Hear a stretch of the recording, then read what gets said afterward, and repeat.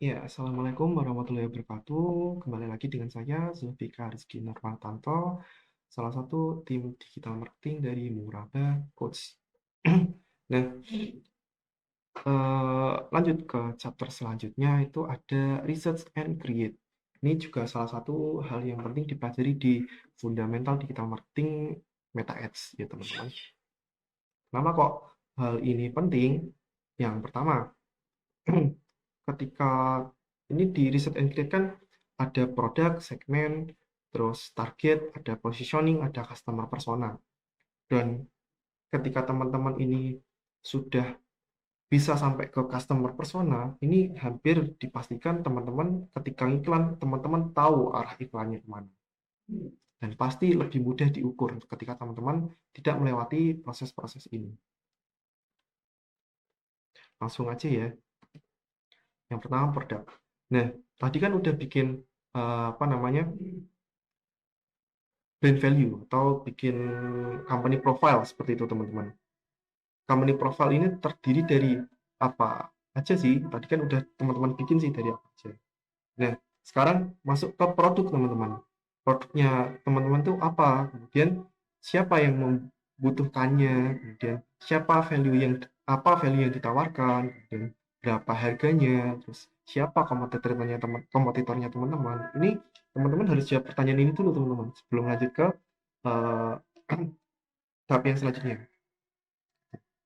Kemudian lanjut ya. Ini masuk ke produk assessment. Ketika teman-teman sudah tahu produknya apa, teman-teman harus assessment dulu. Assessmentnya teman-teman harus dapat kompetitornya dulu teman-teman gitu loh. Makanya pertanyaan-pertanyaan tadi harus teman-teman jawab dulu. Nah, di product assessment yang pertama teman-teman harus jawab itu poin yang sama dengan kompetitornya. Jadi teman-teman harus amati kompetitornya. Kalau dia punya website atau dia punya marketplace, teman-teman harus amati, wah ini marketplace-nya tuh apa sih, uh, kelebihannya dia menjual produk apa aja, atau dia kalau yang paling gampang coba teman-teman apa namanya amati produk yang dijual kompetitornya teman-teman. Udah itu dulu aja. Kemudian bandingkan dengan produknya teman-teman. Cari kesamanya dulu. Ini kan yang tengah ada poin yang sama. Nah, ini poin yang sama dengan kompetitornya teman-teman. Itu teman-teman deskripsikan dulu apa. So, kemungkinan antar produk yang sama itu seperti apa. Deskripsi produknya atau apakah. Terus segmennya mungkin. Segmennya itu bisa B2B atau B2C. Misal segmennya siapa. Itu teman-teman harus amati kira-kira sama nggak segmennya, terus fiturnya kira-kira sama nggak dengan apa namanya produknya teman-teman, atau kalau nggak fitur, ingredients, bahan-bahannya untuk membuat produknya teman-teman kira-kira sama nggak gitu. Terus harganya itu kira-kira sama atau beda. Kemudian bisa tambahkan mungkin kalau fashion, modelnya itu sama atau enggak, atau bahannya itu sama atau enggak. Kalau memang beda, bisa teman-teman masukkan, oh ini berbeda, ini yang berbeda di pembedaan produkku dengan produk kompetitor tuh masukkan di bagian poin pembeda produk Anda. Kemudian poin yang pembeda produk kompetitor masukkan di poin pembeda kompetitor. Seperti itu. Jadi fair, produknya kompetitor tuh yang beda tuh apa, produknya teman-teman tuh yang beda apa, sehingga teman-teman setelah ini bisa menentukan teman-teman itu mau menjual ke segmen yang seperti apa, terus apa namanya value yang mau teman-teman angkat, atau pembeda yang benar-benar mau teman-teman angkat ke customer gitu. Minimal teman-teman ketemu satu dulu, baru nanti teman-teman bisa menemukan apa namanya pembeda-pembeda dengan kompetitor yang lain gitu. Temukan satu dulu, habis itu temukan pembedanya setelah itu.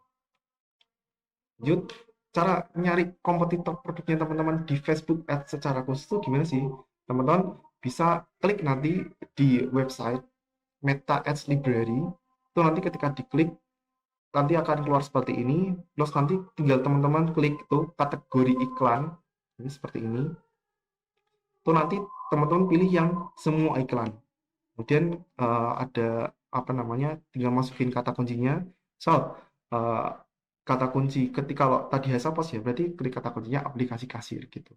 Kalau teman-teman jualannya hoodie atau peralatan rumah tangga, coba ketik peralatan rumah tangga. Namanya apa sih brandnya? Terus coba analisis secara detail dulu gitu. Amati seperti format yang tadi gitu teman-teman. Ini teman-teman akan kita berikan format untuk menganalisis. Bukan format sih, lebih ke tools itu. Lanjut, ini salah satu contoh produk assessment-nya Hasapos. Ini kompetitornya siapa sih Hasapos? Maju, gitu ketemunya. Nah, kemudian point of POD itu point of difference ya. Jadi POP itu point of variety. Ini poin yang sama lah, yang sama kayak yang format yang tadi ya teman-teman. Poin pembedanya apa? Hasapos. Ini bisa ketemu poin pembedanya setelah ketemu poin yang sama dulu ya teman-teman. POP-nya ketemu dulu.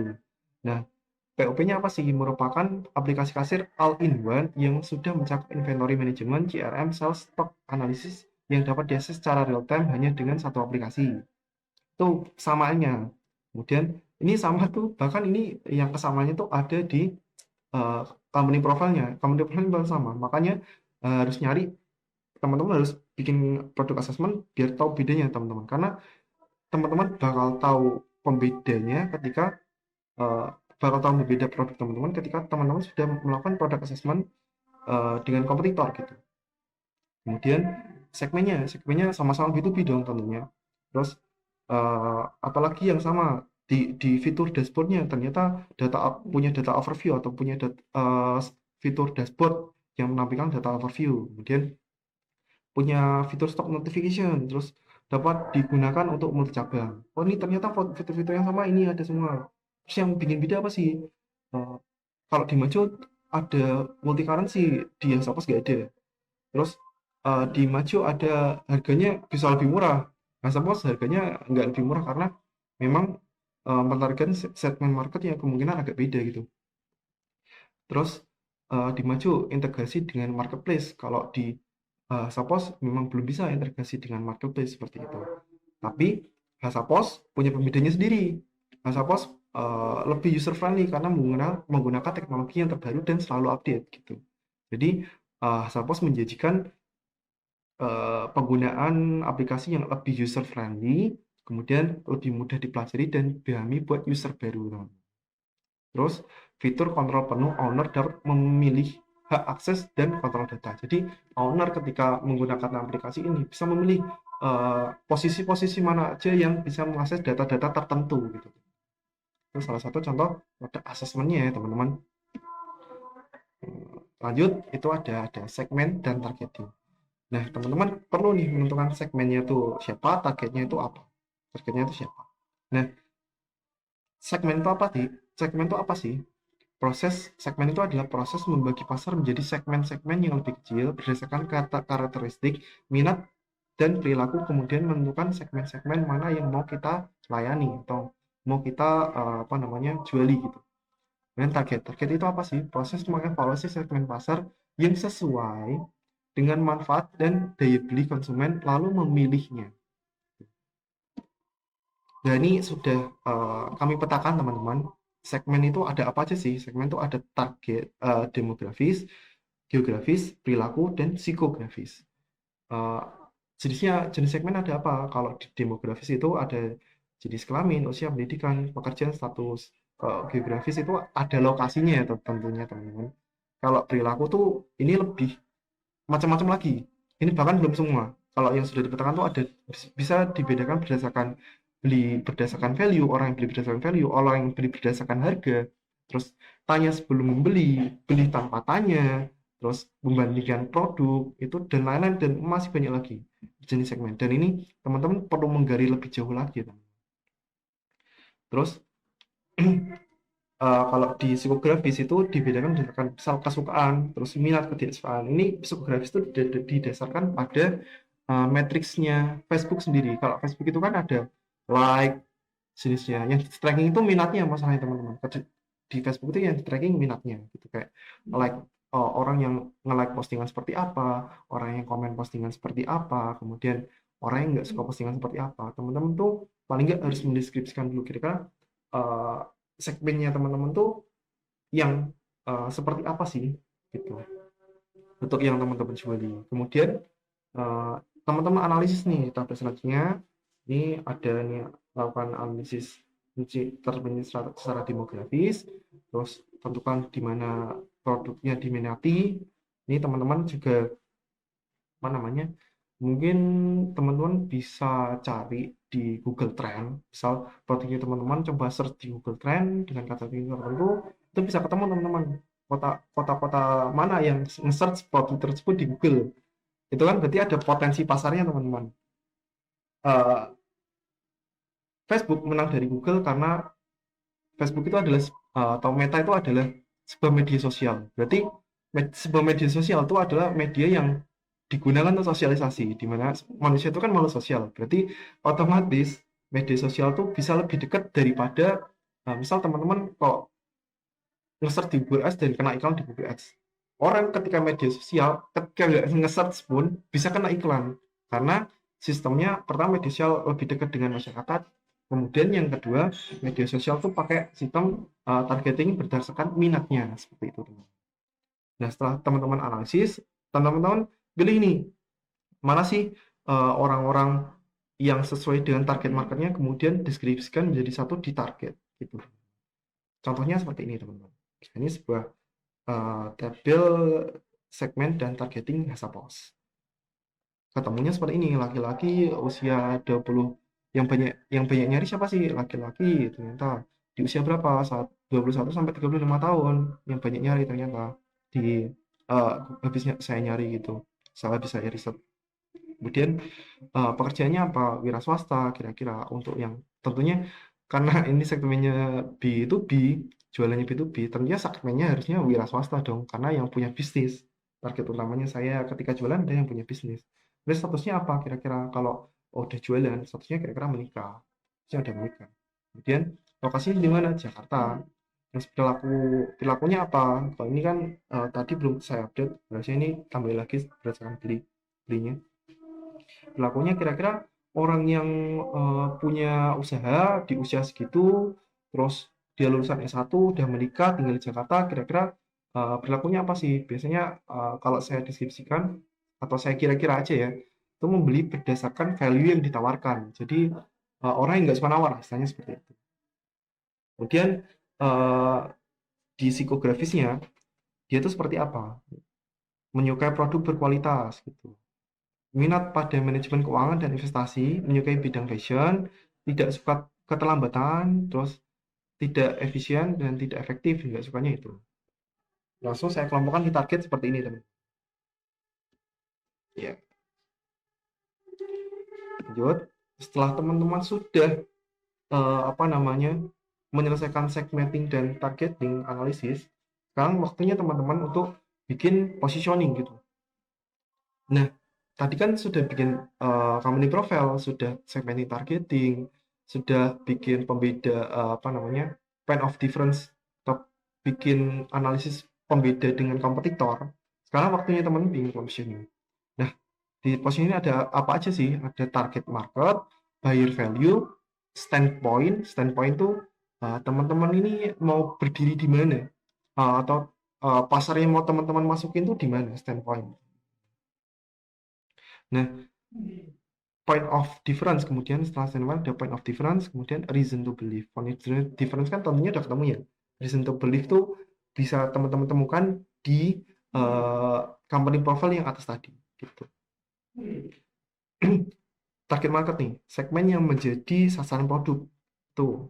Jadi target market bisa diambil dari yang tadi sebelumnya, segmenting dan targeting. Kemudian buyer value bisa teman-teman temukan di apa namanya awal di company profile. Kemudian positioning bisa teman-teman dapatkan di positioning di standpoint, bisa teman-teman pilih itu, teman-teman analisis kira-kira teman-teman tuh mau perang di pasar yang mana gitu. Kalau bisa ya teman-teman perhitungan kira-kira pasar ini rame nggak, kira-kira pasar ini sepi nggak, kira-kira pasar ini misalnya pasar ini kecil tapi potensial gitu lebih baik daripada pasar besar, orang yang yang udah punya brand kok masuk di situ, teman-teman masuk ke pasar situ juga, ke kolam itu juga yang padahal teman-teman baru brand baru, itu agak susah pasti bersaingnya. Lebih baik teman-teman bersaing di pasar kecil yang pasar kecilnya itu potensial seperti itu. Itu standpoint, jenis atau kategori produk di mana Anda akan bersaing gitu. Kemudian point of difference, tadi udah dibahas ya point difference apa. Kemudian reason to believe. Nah, ini kenapa customer harus percaya dengan produknya teman-teman. Teman-teman harus bisa mendeskripsikannya dengan singkat gitu. Kenapa? Misal kalau salah satu contohnya itu misal sudah berdiri secara beberapa tahun atau sudah digunakan sekian banyak orang, gitu teman-teman. Ini contoh positioning, pakai positioningnya Hasapos ya. Target marketnya siapa? Pengusaha bisnis retail. Ini detail teman-teman. Kemudian buyer value. Hasapos fokus memberikan solusi terbaru bagi pengusaha bla bla bla bla secara efektif dan efisien dari mana saja dengan saja. Itu kan udah tadi di bagian atas. Kemudian standpoint, ini bersaingnya di mana? Kalau Hasapos tentu bersaingnya di bagian mana aplikasi kasir. Berarti Hasapos akan bersaing di antara orang yang jual aplikasi-aplikasi kasir yang lain gitu. Contohnya tadi maju. One of difference-nya apa? Tampilan app yang lebih mudah dipelajari dan dipahami bagi user baru sehingga cepat beradaptasi gitu. Kemudian reason to believe-nya apa? Telah digunakan oleh UMKM dengan banyak cabang dan dengan omset hingga ratusan juta hingga miliaran mungkin. Gitu. Itu reason to believe-nya. Reason to believe tentunya harus bikin orang percaya, teman-teman. Kalau reason to believe-nya nggak bikin customer percaya, maka susah, teman-teman. Lanjut, customer persona. Ini customer persona itu mungkin kalau agak dijelasin gini aja agak sulit ya. Intinya customer persona ini teman-teman harus nanti harus ngisi nama kira-kira customer-nya teman-teman itu namanya siapa. Ini cuma sebagai gambar umum lah. Kira-kira customer customer teman-teman tuh kriterianya seperti ini gitu. Karena eh, kita harus bisa manage kira-kira tuh apa namanya produknya teman-teman itu untuk siapa. Terus eh, nggak mungkin kan teman-teman bisa menarget semua orang secara rinci, itu kan nggak mungkin. Jadi teman-teman harus bikin customer persona gitu. Isinya ada apa aja sih? Ada personal background, ada professional background, ada user environment, ada psychographic, ada behavior, ada end goals, ada pain points, ada skenario. Nah, contohnya seperti apa? Contohnya seperti ini, teman-teman. Nanti mungkin bisa teman-teman pause sehingga teman-teman bisa lebih baca secara teliti. Ya, lanjut. Nah, sudah, berarti sampai segitu aja ya teman-teman penjelasannya. Terima kasih. Assalamualaikum warahmatullahi wabarakatuh.